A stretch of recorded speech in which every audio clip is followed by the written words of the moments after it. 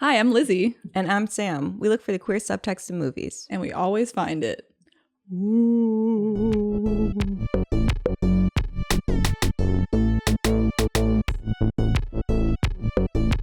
Oh, Sam.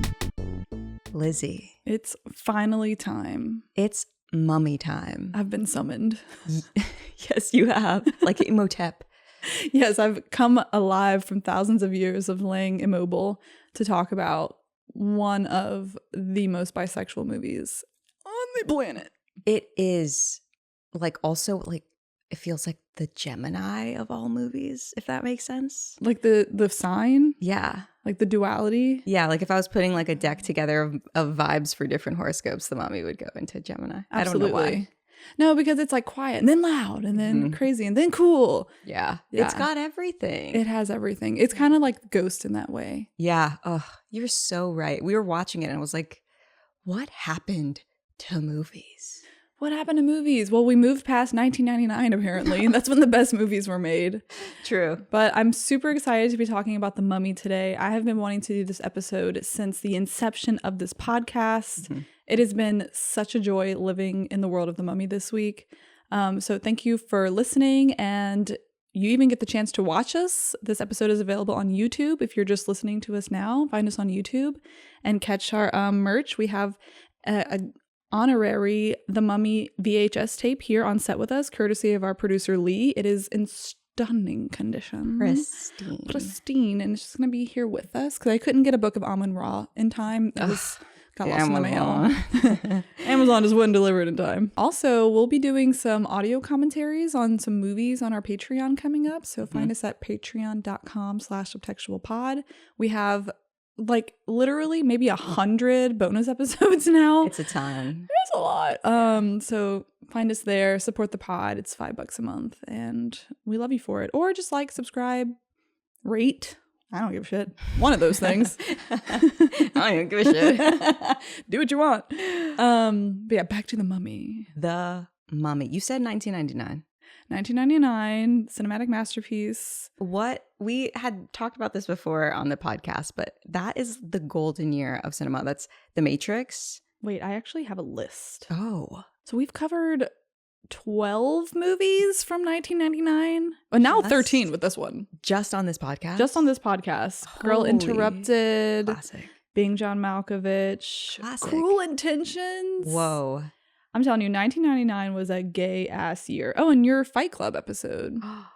Whoa.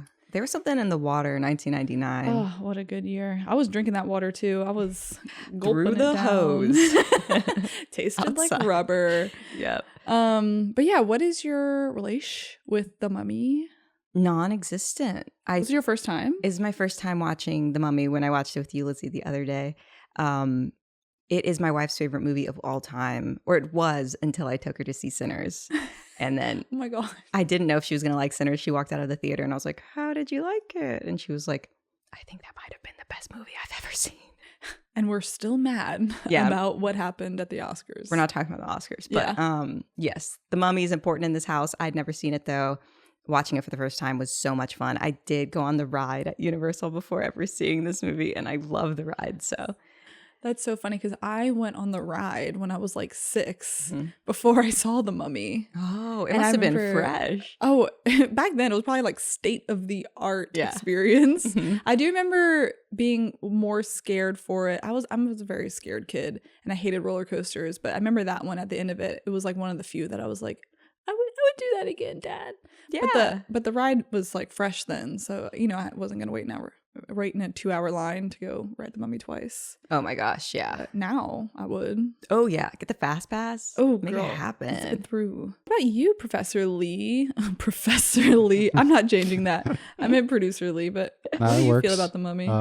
Love this movie. So good.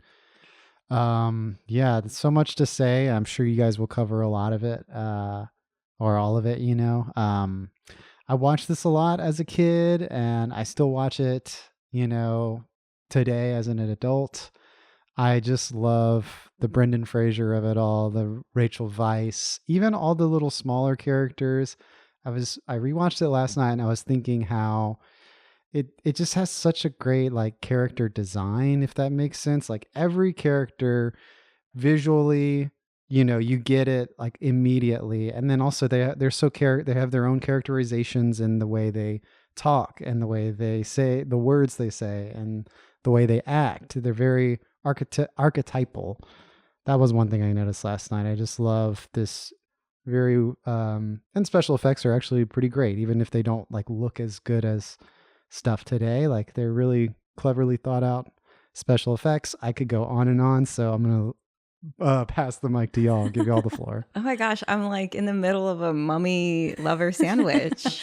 And then your wife is somewhere like hovering next to you. She's like the Holy Ghost up here. Yes, we're the Trinity. Yes. Yeah, this movie is kind of timeless. I think a lot of, people of our generation, it's a big comfort classic. It definitely is that for me. And it's one of the few films that as I get older, I feel like it hits even harder. Like the scares are still scary. The gross are still grossy. The rom is still like really heartwarming. Because like Ghost, like we mentioned, it has like a sprinkle of every genre out there. The best. It kind of cherry picks the best of each genre. And yeah, the universe of side characters, it's just so much to love about this movie.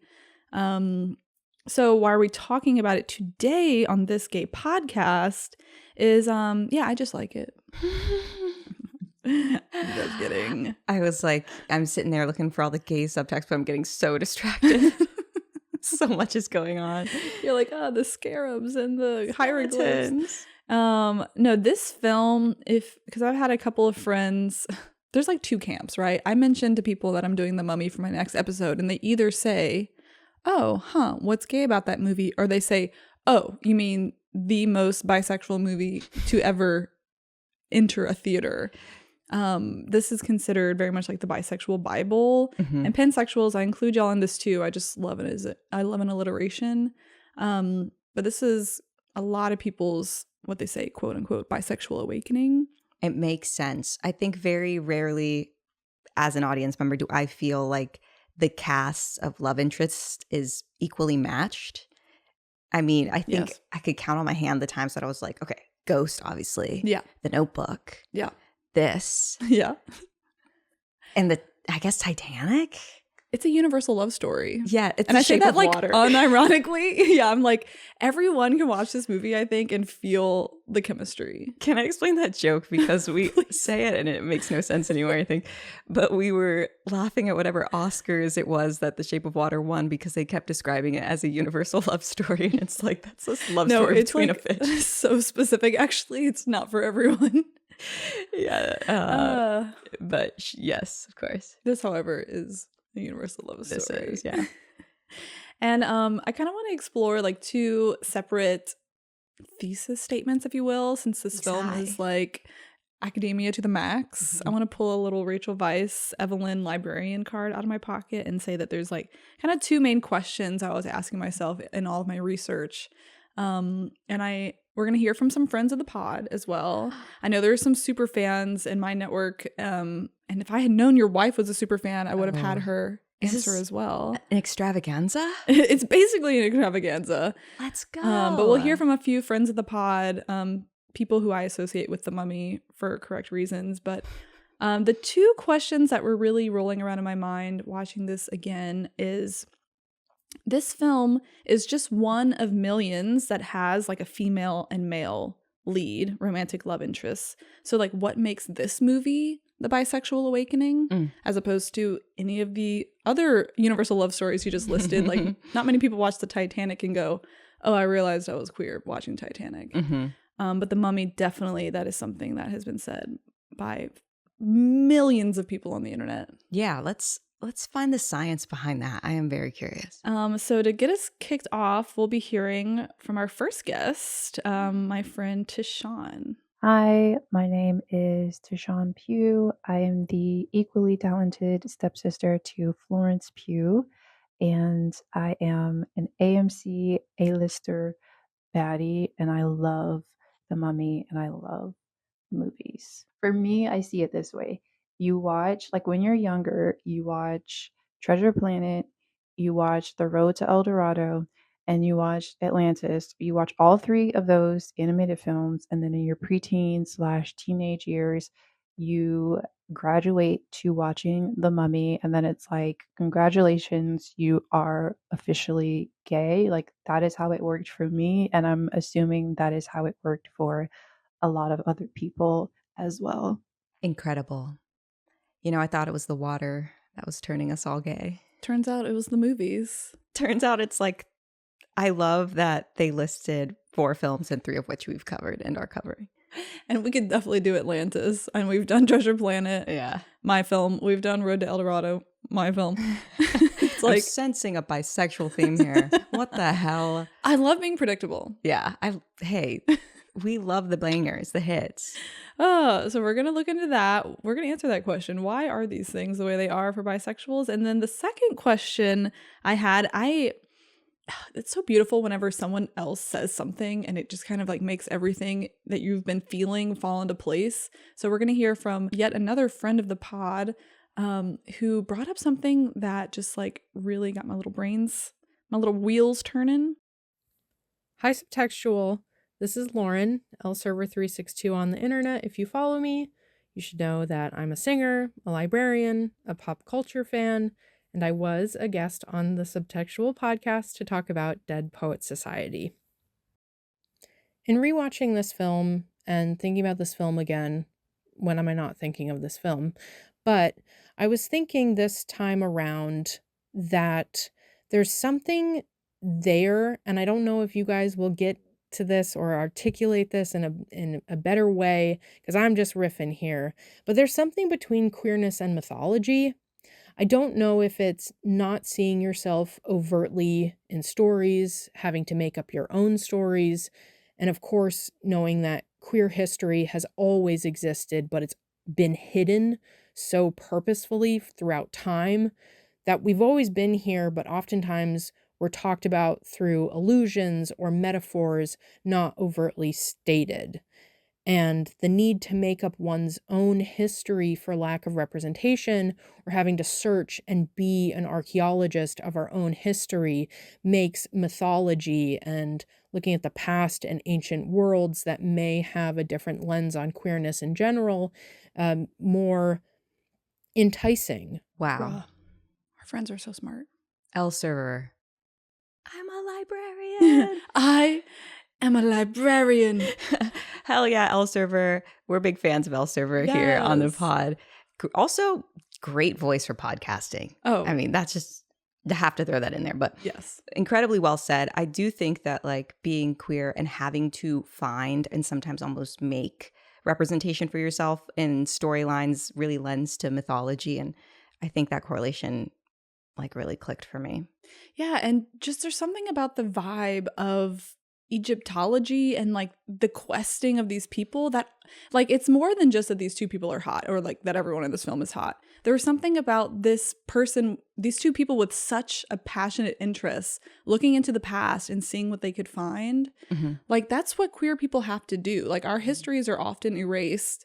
And I've been listening to several audiobooks, which I'll link in the description, but across all themes of like queer and trans history, it's constantly historians like reading between the lines of these stories, of journals, of reports, of whatever they can find, and doing what we're doing and like pulling out that subtextuality and being like, I believe this person felt this way because of this. And I just feel like there is something so linked between queerness and this like mythology search. And Lauren, thank you so much for pointing that out, because it was like kind of a bubbling in my heart, but I didn't really know what I meant and what I was feeling, but that's definitely it.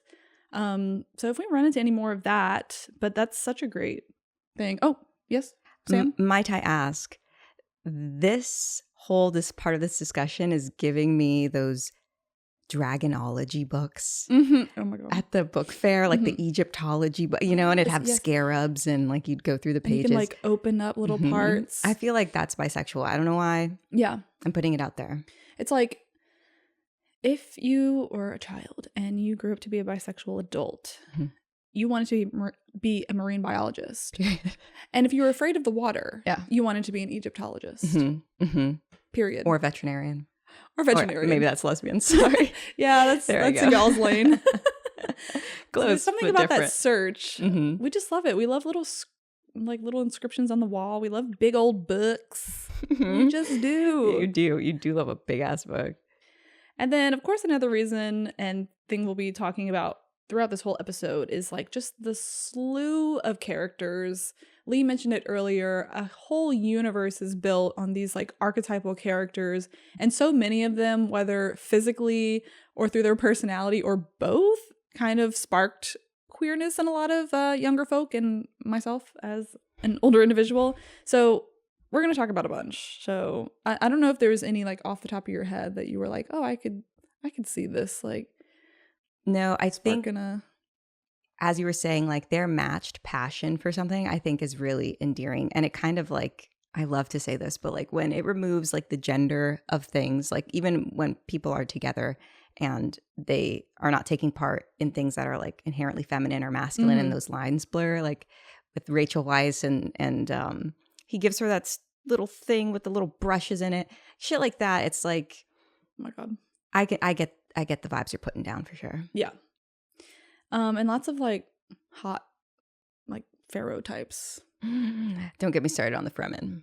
The Fremen of it all. Yes. Oh, it's very Dune coded. Yes. Actually, Dune is mummy coded. No. Dune came after. Not the books. Not the book, but the looks. No. We Wait. don't have to talk about it. When did Frank Herbert? It was like the Sometimes they say 60s, right? Hebert, Frank Hebert.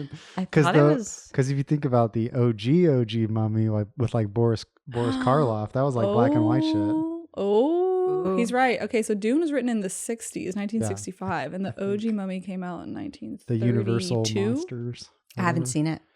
I don't think I have either. But Dune is so like specific to sand living communities. It's not even like anything to do with mummies. Yeah, it's just the living off the sand. That's why I'm saying that one guy's giving Fremen, because he pops up like, I'm a professional. What are y'all doing here? Oh, the guy waking in black? up the sandworms. Yeah. Oh my God, I love Ardith Bay. Oh. He's the hottest person in this whole movie. Oh my God. It like that one didn't hit me so much as a kid, but yesteryear? Does he light a match on the guy's beard in this movie? Yes. I noticed that he did it on his own beard. Like Brendan Fraser does it on his own beard, and then he does it on... Yes. There's a Letterboxd review that's like, boys, is it gay to light a match on your buddy's beard? So should we get into the production? Let's go. So I don't have too much to say about this. How is that possible? But Lee is right. There was a mummy film that came out in 1932. The whole idea of the Mummy, like this franchise, is started in the 30s, but has been under the purview of Universal Studios from then until now. So in the 80s, they greenlit a remake, but it took like more than 10 years and over seven different creative writing directing teams before they finally found a version of the Mummy that they liked. So they brought on at some point George Romero, who's the director of the Night of the Living Dead franchise. Clive Barker had it in his hands for a while. He did Hellraiser. So they're definitely looking to bring horror into the film. But then whenever it came to Stephen Sommers, who is the current director and screenwriter of the franchise, he brought in more of an adventure and romance aspect in addition to the horror. So it kind of like evolved over a decade into what it is today. And Stephen Sommers, he's known for big budget action films. Some of his other work that you might know is Deep Rising. He did Van Helsing, and he did direct The Mummy Returns, the sequel to this film. Yes. Which I think I remember that movie.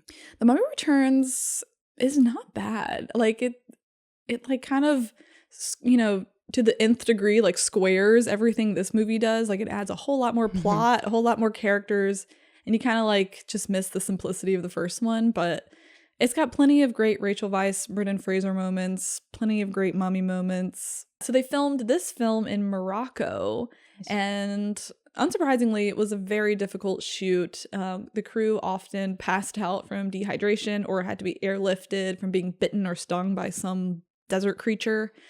And throughout filming, the producers had taken out kidnapping insurance on all of the cast. Sure. They're like, we never know what's going to happen. Rachel Weisz gets like thrown around so much in this movie and like kidnapped a million times. Like this probably helped her go method. You know? They're like, you could be kidnapped. So to prepare you, we've written about 17 kidnapping scenarios into the script. But yeah, lots of VFX. They spent a huge portion of the budget on VFX and practical effects. It was like a great combination of both. And ILM, who did, you know, Star Wars and basically every major effect movie under the sun, Jurassic Park, was involved in this one. And yeah, the effects look good. I mean, they look silly, cheesy 90s, but they literally like invented stuff for this film that is still used today, particularly with like the mummy entering his different forms from juicy to beetles to sand. Yeah, right. Yeah, it's a spectrum. That's so cool. Yeah, I think, like, as Lee was saying too, like the practical effects are baller. That one scene where they like knock the shelf down. Oh yeah. I was like, what the hell? Why don't we do shit like this anymore? It was a very physical film. I think like both Brendan Fraser and Rachel Weisz and just everyone were constantly like running around, jumping, slinging, pulling.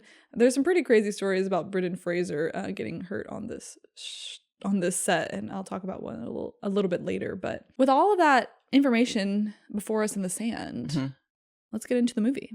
Let's do it. All right, we start our film in pre-Jesus Egypt. Say that 3 times fast.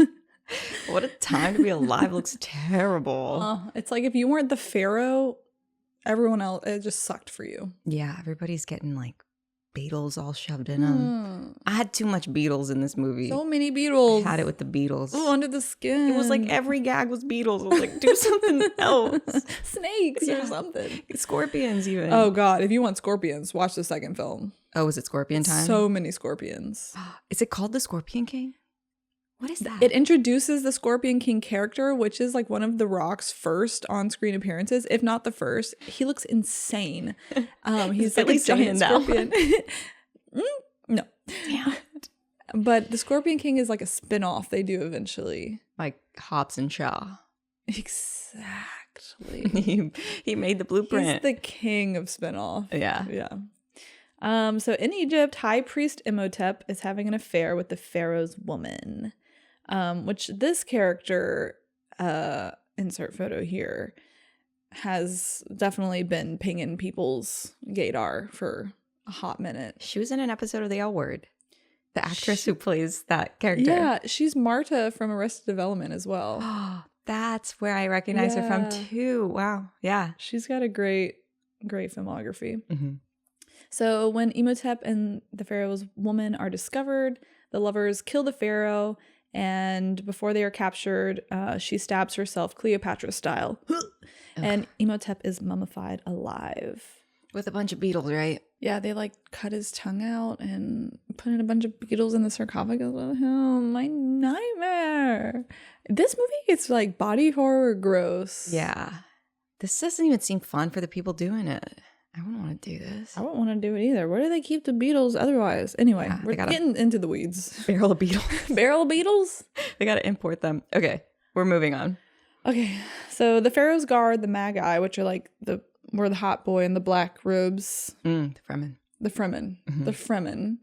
They swear to protect the tomb so that no one unearths this mummy, because apparently now that this has happened to him, if he awakens, he'll be like the strongest force the world has ever known. Super. And I'm like, y'all couldn't have just like put him in jail?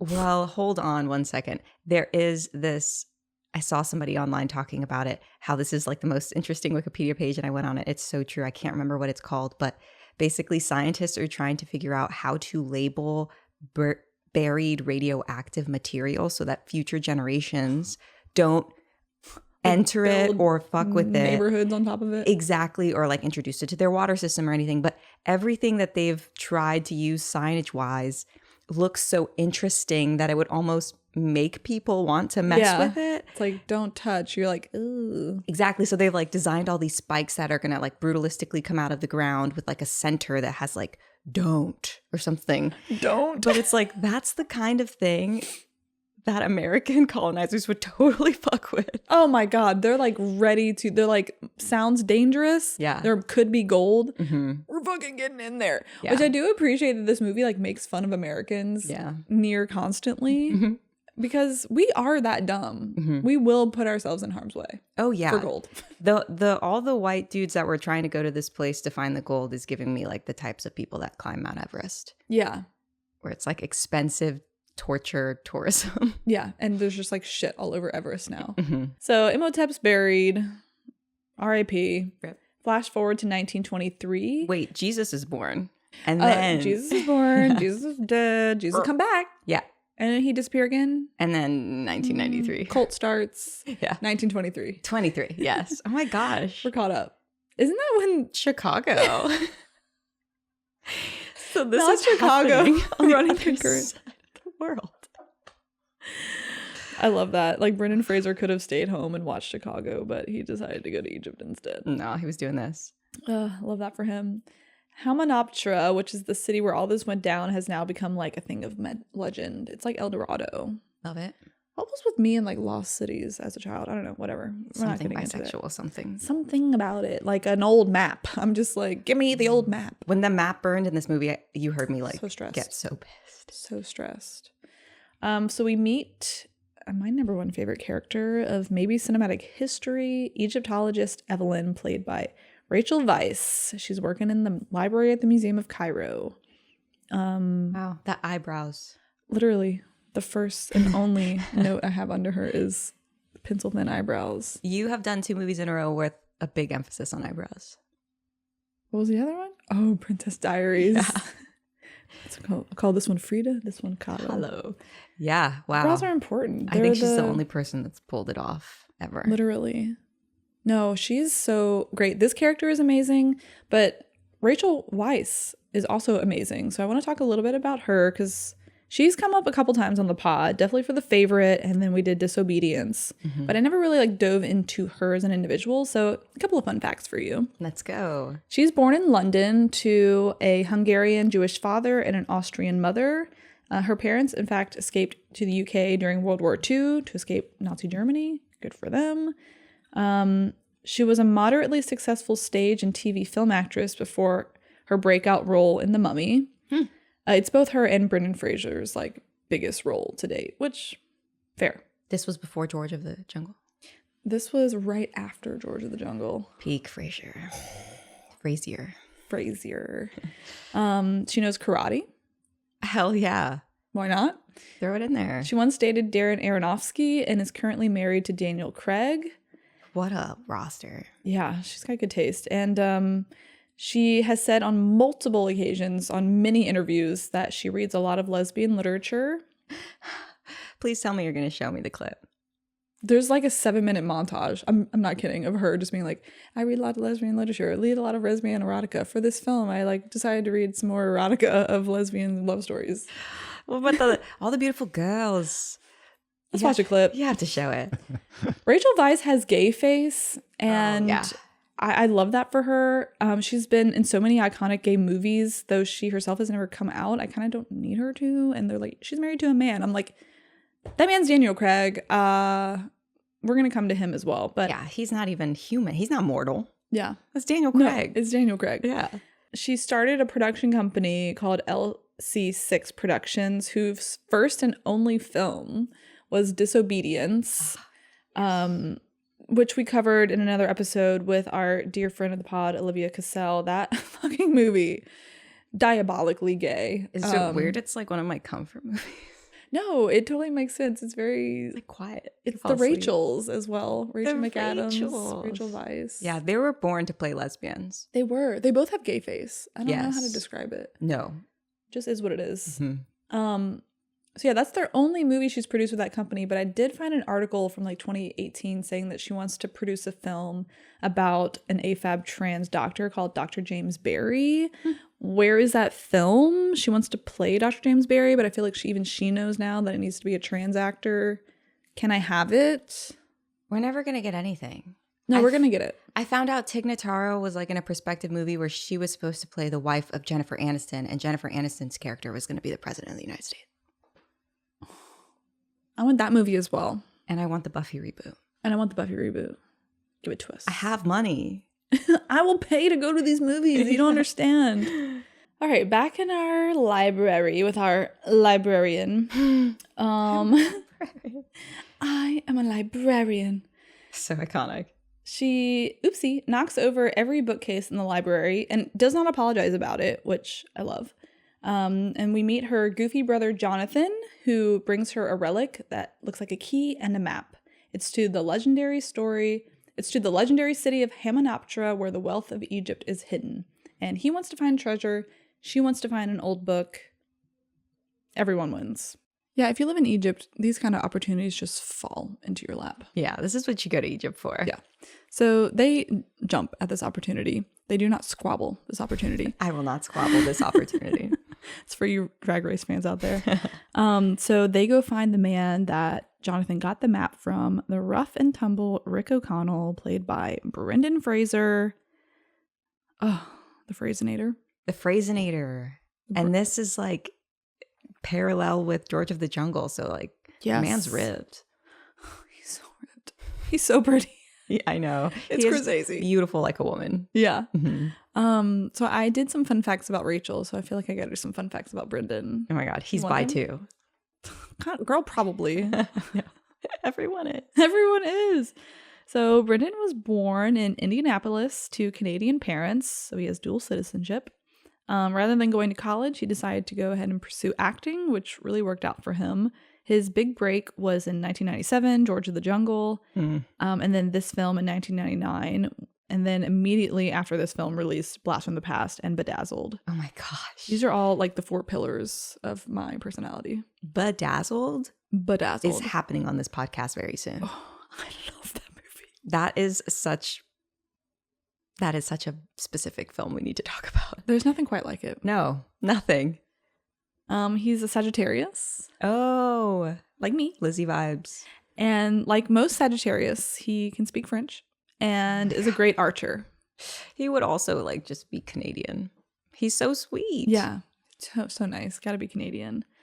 Another fun fact, he met his now ex-wife, but his then wife, Afton Smith, at a barbecue at Winona Ryder's house, which is like the most romantic place to meet a woman. I just don't think Winona Ryder would eat meat. Like maybe it was like a barbecue. Corn. Like maybe like a campfire. Yeah. A bonfire at Winona's house. Smoking ribs. In like the 2000s, after all the success, he kind of went through, people call it acting setbacks in the 2000s, where he really only appeared on a couple TV shows and some indie movies, but then made what was coined by fans the Renaissance, with Steven Soderbergh's No Sudden Move in 2020, and then Darren Aronofsky's The Whale in 2022, for which he won the Oscar for Best Actor. It was later he came out publicly in 2018 saying that he was assaulted by a film executive, Philip Burke. What? And that combined with the crippling divorce, the death of his mother, and deep depression that he felt through all of these things kind of led to career setbacks. And then he didn't say it, but many fans, including myself, now believe that because Fraser went public with these accusations that he was blacklisted by Hollywood at this time in the 2000s. So he's back. He's been through a lot. I think he was like kind of like Patrick Swayze in a way, where he was so sexualized by the media that he had to kind of like overcome that image to be seen for like a serious actor. And he absolutely did that. I mean, I've seen The Whale. It's a devastating film. He brings such like a heart to that role and to all of his roles, even like the silly ones like Blast from the Past. Bedazzled's awesome. Bedazzled. Doesn't he speak Spanish in that film? He speaks Spanish for like 30 minutes uninterrupted, and they don't put subtitles. It is like the funniest gag, and they just keep it going. Yeah, so like Brendan Fraser is that bitch, and Rick O'Connell in this film is like the most debonair, dashing, but like soft and emotional character. Eva, I like his guns. No, I did like his guns. I heard someone online saying that like the men who can come close to understanding that like objectification that young or beautiful or any woman comes to feel like just existing in life is a man that is like remarkably beautiful. Just because they are often, especially like in stardom, objectified and treated like, you know, a prop and like physically used. And that's really unfortunate. And for him to like come forward, like that takes an insane amount of bravery and courage, because like women didn't feel safe to come forward at that time, and there was definitely no men coming out and giving their experiences. But like these fucking Hollywood executives can be, if not like physically ruthless, like this fucker was, like emotionally manipulative. Like this was like a time in history where like victims speaking out were being punished actively, like Michael Jackson and Woody Allen, like everybody who was brave enough to come forward was getting punished for it. Yeah, getting blacklisted. So he overcame that, and he's in a film that came out this year, Rental Family, which is so good. He really still has like that spark later in his life, and I love him for it. Good for Brennan. Good for Brendan. O'Connell is set to hang because he's in prison, and Evelyn makes a deal with the warden to let him free for a cut of the spoils from Hamonoptera.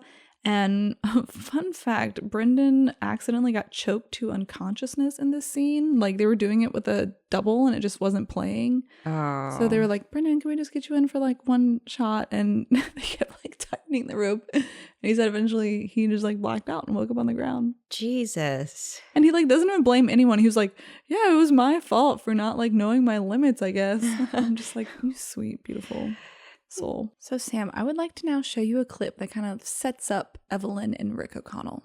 Okay, let's see it. All right, Sam, can you kind of describe this moment for us? I would love to. We have Evelyn and her brother Jonathan walking towards the boat, and they're waiting for Rick O'Connell, and they're talking about what a scoundrel he is, and he comes from behind and he's hot now. We love the glow up. He looks like a classic like cartoon hero, like very El Dorado, very Treasure Planet. Like the floppy hair, it's blonde. And the linen and the leather. I'm personally feeling robbed of a makeover scene, but that's for another day, another conversation. Evelyn and Jonathan share an exchange at the end where he's like, yeah, why would you like that hot guy? Oh my god, yes, this just like sets up such great tension. This is like the OG enemies to lovers. This is where I learned that trope. And going back to that thing where I was like, what makes this movie the bisexual awakening? And I think for me, some things that work is that Evelyn is like super sexy without being styled super sexy. Like she's kind of always covering all of her body, and she's just like a smart, funny little nerd. Of course, she's absolutely stunningly gorgeous, but she's not like giving busty, oh no, I can't take care of myself, damsel in distress. Like she is perky. She knows who she is. She's not afraid to stand up and speak to any man and be like, this is what I need from you. She's also not afraid to like show her desire, because she's like, oh, hello. Yeah. I think Rachel Weisz is so good at hitting this note. Like she has so many characters like this where she has so much sensuality and confidence, but it's not because of like, you know, all of these signifiers of skin and even romantic situations. She can kind of like volley with people even academically in a lot of the movies. I think she's like the most sexy in. Yeah, absolutely.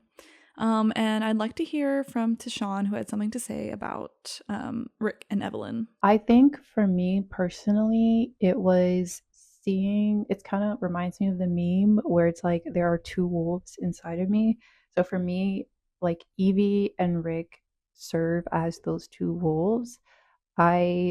One side, like I see myself as like this strapping man that's like ripped, and I'm wearing like my button up, but it's like not button up all the way, and my the sweat's like glistening off my chest, and I'm saving the damsel in distress. I'm reloading my gun with one hand. It's like one side of me wants to be that. Like I wanted to be Rick, and then the other wolf in me wants to be Evelyn, right? I want to be academic and I want to be nerdy.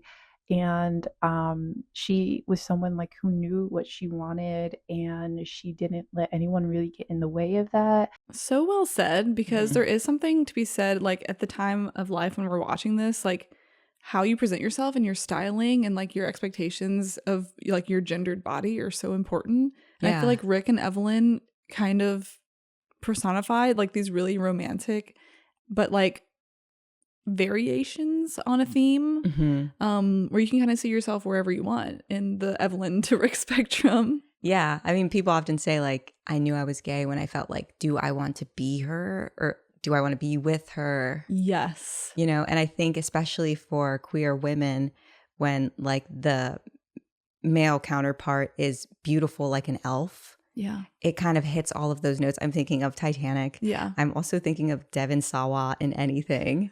You know, like a little bit of androgyny, like the Peter Pan. Yeah. Every bisexual girl I've ever known has loved that Peter Pan live action guy. Yes, with the blonde Peter Pan. With the blonde so hair. Right. You know, there's something about towing the line and being able to live in both places that feels like, it's just like, ooh, why do I feel this way? Why am I hot? Why am I like obsessed with this kind of? Yeah, so well said, Tishon. Could not agree more. So yeah, this is where we start meeting all of our fabulous side characters. There's the warden from the prison. There's a team of gunslinging Americans. So fun to hate. And I just wanted to bring up, Tishon pointed out to me that one of the Americans was like one of the people she had a crush on as a younger individual. Which one? The kind of nerdy one, The Bernard glasses. Burns. Baby John Cena? Yes. He's played by an actor named Tuck Watkins, and this actor is gay in real life. So that's fun. I've seen him in a lot of gay things. Yes. Yeah, but He's fabulous. remarkably looks like John Cena in this particular film. Yeah. And just like big himbo, dimple, glasses, nerd. Gets his eyes sucked out. Oh, gets his eyes sucked out. Poor the worst things thing. kind of happen to that guy. Oh my God. And then he got like turned into jerky as well. Yeah, it was all bad. They took his tongue. Terrible. They eventually make it, you know, they're going through a lot of shit. They're on a boat. They have to escape the boat. They have to stop at a nearby village and get camels. And I have another scene I want to show you. I love this scene. I just showed Sam 2 little short scenes back to back. Can you describe those for us? Yeah, it honestly feels like these 2 scenes are like the heart of the whole movie. Yes. It's like pure adventure without, there's no action, and they're in this beautiful backdrop and they're learning things about each other. And on the camels, you just see like Evie's character just have like so much joy. And as a librarian, like this is probably like crazy for her. Yeah. And then the next part of the scene where Rick O'Connell gives her this like canvas bag and it like opens to have all of this like archaeological digging equipment. He gives it to her in such a way like how a bird would give another bird like a smooth rock. Yeah, it's like a pretty penguin stone. Yes, like I love things in movies that very clearly to me look like mating rituals, because I think that is a lot of falling in love for people, like these tiny little moments that are like, anyways, I thought you'd like it. Yeah, right. Here's your books. So well said. Yes, I feel like this is like the epitome of their relationship, like the foundation, and also of their characters, particularly Evelyn. Like she is having the time of her life. Like she is leading the charge. Like she's gonna make it to Hemanoptera first. They're on camelback. They had to go to like camel school for 2 weeks to shoot this scene. I'd never seen a camel gallop before. I didn't know they could gallop either. Yeah, that's I literally crazy. said that out loud while we were watching it. And then, yeah, that scene is so sweet. I'm going to bring in the voice of our dear Lauren to give us some insight into the Rick character. Yes. So the character in The Mummy that he plays, Rick O'Connell, is no different from his approach to any other role. He brings his full commitment. And this character really comes, I think, from the school of Indiana Jones. There's been a lot of comparisons between him and Indy and how they are, you know, adventurers, really strong men, very masculine. But Brendan Fraser also brings a real lighthearted comedy to the situation. He brings vulnerability. He brings a softness at the same time as being like a very strong macho guy. In the commentary track, Brendan talks about how he brought this kind of nervous energy, like a schoolboy crush, when he brings Evie these archaeological tools that he stole off the Americans. So it's just that kind of difference that Brendan brings to Rick O'Connell. I'm listening to Elseviers commentary track of the commentary track. Like, this is how deep I'm trying to go. I'm trying to analyze every interaction. I'm trying to inception the Mummy. Yeah, exactly. Gotta go another level. Another level. There's just so much there. They're like such great chemistry, such great characters. Like they fit the archetype and then add that like little tiny sprinkle. You know, she is a damsel in distress at times. She needs to be rescued. But the situation she's in, she's also like leading them to help her. Mhm. She's like the brain. She knows everything and like knows the map of everything. Mhm. And he has like the abilities, and together they just kind of form this like great partnership. It's so great. Yeah, it feels like it's never flat. Like it's always really live. They embody the characters super well. And it never feels like trite or like they're like phoning it in or anything like that. Chemistry, 10 out of 10. It's time to get Emotep into the picture. Mm. I'm just going to kind of gloss through the rest of the film because a lot of plot happens at this point. We've set up the foundation for these characters and they just get to like thrive together. Mhm. So they find the Book of Amun-Ra, and being a good librarian, Evelyn reads from the book and accidentally awakens the cursed mummy Emotep and unleashes plagues upon the land. Oopsie. Girly, why'd you do that? If I find a big old book, I'm not reading. I'm reading out loud from it. I'm sorry. No. And she also has to get the fucking Damon-ritis Oh, the from freaking Scooby-Doo. And like opens a little puzzle box. Something about that plot point and that prop, just like it's like Indiana my soul Jones. is like put together. Yeah, it's the classic. It's classic. You gotta have the spooky key. Mm-hmm. Emotep's back, and I have one more like long pull for the subtextualness of it all. If you're ready, I was talking with our friend of the pod, Susan, who was on our Matilda episode about this film. And they had an interesting take on the mummy and Emotep because I was like, what do you think makes the mummy gay? And Susan's view was that Emotep is a stand-in for gay panic. Mm. In their perspective, something triggers it, say watching a certain movie, and it pursues you relentlessly, but is only in the pursuit of love that this exists. So much like that, Emotep is only brought back to bring his girlfriend back from the dead. Mm-hmm. I don't know why he's evil. That like plot point never stuck to me. Like it's not like he's trying to get revenge Mm-hmm. on the guards or the like pharaoh's lineage. He really just wants his girlfriend to come back, and he's just like willing to do anything for that. And He's they like Frankenstein. He's literally Frankenstein. That's the whole thing I thought of. I'm like, this man wakes up from the world's worst nap. Yeah. His girlfriend, he can't find her. He can't even bring her back to life. And all of these like little gnats in his face are swatting at him. He could care less. And then Yeah. he gets her back to life. And then They immediately send her back. I guess they kill her. this is like actual hell. Yeah. His entire life. Yeah. I feel bad for Emotep. I'm emo for Emotep. Emo for Emotep. He kidnaps Evelyn at some point, and this is just for like the super fans out there. He kidnaps Evelyn at some point, and so then O'Connell, her brother Jonathan, and Ardith Bay have to like come together to figure out how to rescue her. And there's apparently like a very popular ship for this trio. I was going to say, I'm forgetting the guy who I keep referencing as a member of the Fremen. What's his name? Ardith Bay. Ardith Bay. When I said that he was the hottest person in this movie, it's specifically one scene, and I think it takes place in what you're talking about, but he's like taking big rocks off of a wall. And I was like, okay, a whole fan fiction can live right here. They don't need to get to her that quickly, Yes. you know? Right. They Oh can my have some God. fun. No, definitely. They squirrel around for several scenes. And Broke back.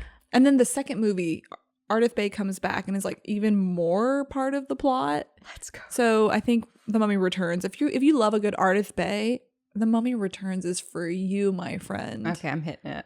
It's great. So yeah, they fight a whole slew of undead warriors. They send Emotep back to his afterlife, his bad nap, and they camel off into the sunset. They also just couldn't even kill him normal style. They had to throw him into a vat of something that's probably going to preserve him in another hellish way. You know? You're so fucking right, actually. That's literally exactly what happens.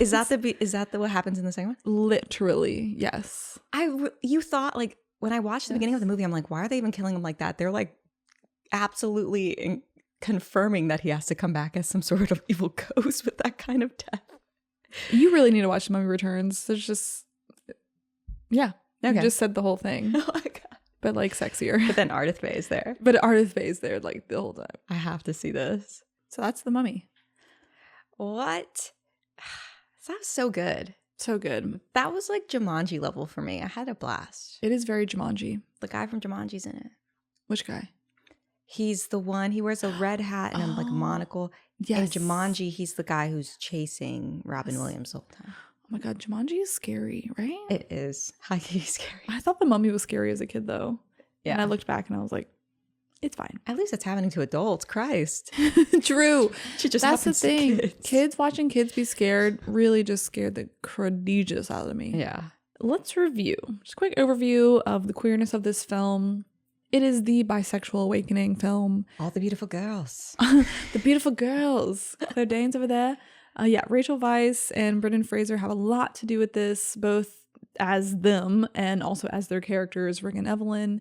And there's like tons of other characters that have like pinged people's little queer factors. I think Jonathan's queer coded. Ardith Bay, super hot for men. We didn't even talk about Jonathan. Jonathan's a great character. We did not have time. Yeah, but those pants.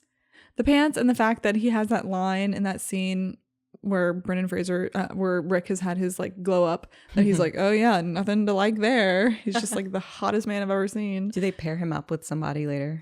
They like for 1 second show him with like a super hot model in the second film, which is like, that's not working for her. That's not working for him. You're not convincing me. They never pair him up with a love match, which is like a very gay thing. Like if you don't get paired up with like someone of the opposite sex in a franchise at this time, then you're sharing We're doing the math. An apartment with your friend. Yeah, right. You have a live-in roommate for 40 years. Queer awakening all across the board. People love Emotep as well, and Emotep's girlfriend, all of these super hot people. And then the whole concept of bisexuality and mythology, how we discover and decode our own experiences throughout history, and unearth subtextuality in media. We are the archaeologists of our queerness.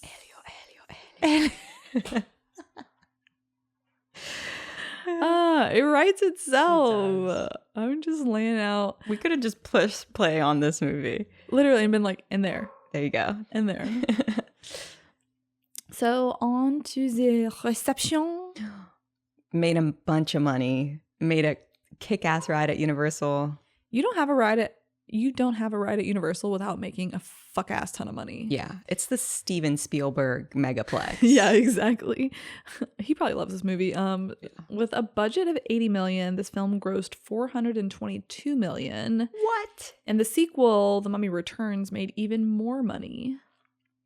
There are other films in the Mummy universe. I'm just going to list them because they exist. I do not recommend you watch them at all, but there is a third film after The Mummy Returns where they replace Rachel Weisz's character with another actor. Michelle Yeoh is in it. It's called The Mummy: Tomb of the Dragon Emperor. What? It's terrible. Don't watch it. Rachel Weisz is in there, but Michelle Yeoh is. But still, don't watch it. And then they did a reboot in 2017 with Tom Cruise, which literally, I've never even heard of this movie. My mouth is open because when did that happen? It looks like a fake movie. Like, it's one of those things I think it's just planted. Like, I don't think anyone ever actually saw it. Like, it never went on DVD and they like pulled it from everything? Because like I like Tom Cruise and I've never, ever seen a poster, nothing from this film. Is he supposed to be O'Connell? Yeah. Oh, wow. Yeah. Weird. So that failed, but they did just announce. Good for Brendan Fraser, because he was in his Sadness Boy era, and you want that shit to flop, and I'm glad it did. Yeah, but Brendan Fraser did just say in an interview like a month ago that coming in 2028, he and Rachel are on for another Mummy movie. Can I tell you something? Let's go. I think I've like pretended all my life not to like reboots and sequels, but when it comes to shit like this, I love a reboot and a sequel. Why not? More is more. More is more. It's like, I'm not that precious about it, and I can always just ignore it if I fucking hate it. So just like give me more. It's the Mummy. As long as they pour a bunch of money into it, it's gonna at least be enjoyable. Yeah. And it won't be 3 hours long. No. Sorry. I'm salty after watching all those movies for the Oscars.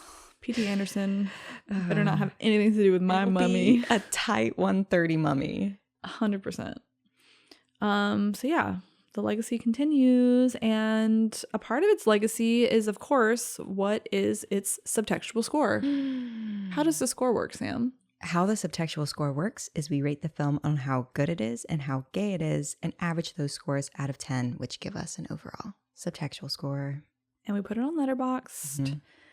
We love Letterboxd, so follow us on Letterboxd at Subtextual Pod. Our letterboxes are fun. Samuel, how good is this movie on a scale of 1 to 10?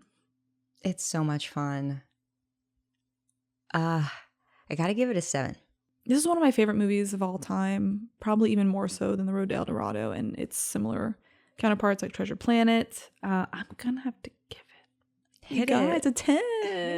I'm gonna have to do it. You can't bring this to the table and then not give it a 10. I mean, it goes 10, 10, 10. It was literally like I wouldn't be able to sleep tonight. I wouldn't. No. Sometimes I do wake up and I'm like, I have to change my letterbox top 4 quick. Shit matters to me. Exactly. And Sam, on a scale of 1 to 10, how gay is this movie? Wow. I can see all of the ingredients that make it like bisexual honeypot. It's got everything. And I think Rachel Weisz, till today, I thought she was like publicly bisexual. So I don't know. I think I'll give it a 5. I'm a lowly lesbian, okay? Yeah.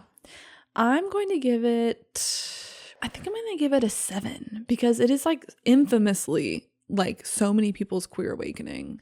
So with that, The Mummy gets a subtextual score of 7.25. We've been hitting some 7s recently. 7. Yeah, Princess Diaries was 7. Yeah. Fight Club 7. 7. Great number, 7s. We're picking some good ones. Either they're really gay or they're really good. Yeah. Or they're a little bit of both. Sometimes they're both. So you're going to go see the new Mummy film with me opening night, right? I'm seeing that in Dopey IMAX. Dolby IMAX 4D. I want Shake the me. skeletons eating my popcorn. Yeah. No more fucking Beatles. There's going to be so many Beatles, dude. I'm so sorry. Like, they have to. Ugh, watching it made me like itchy. Ugh. Oh, that one scene where it's like in his when chest. it went into him. Bleh. Bleh. No, I can't do it. I have a friend who is like deathly afraid of Egyptian artifacts.